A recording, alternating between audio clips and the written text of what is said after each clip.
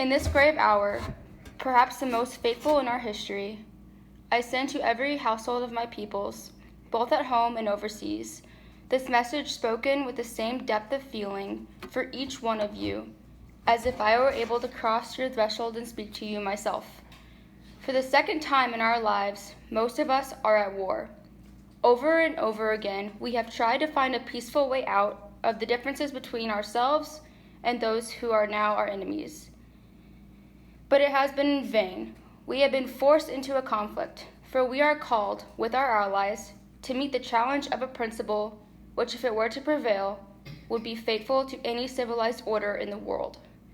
It is the principle which permits a state, in the selfish pursuit of power, to disregard its treaties and its solemn pledges, which sanctions the use of force or threat of force against the sovereignty and independence of other states.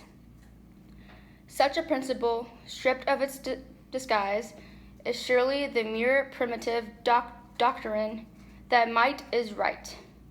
And if this principle were established throughout the world, the freedom of our own country and of the whole of the British Commonwealth of Nations would be in danger.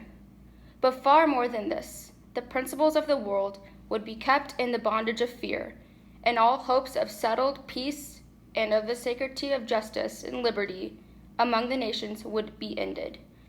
This is the ultimate issue which confronts us, for we sake of all that we ourselves hold dear, and of the world order and peace. It is unthinkable that we should refuse to meet the challenge.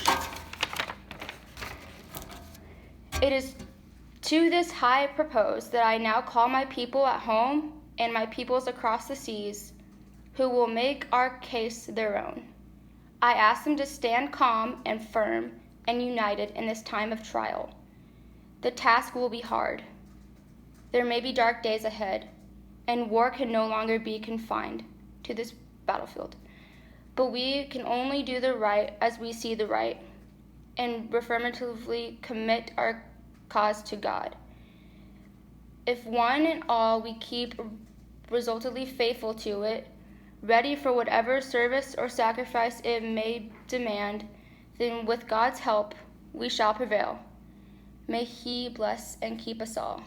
King George VI.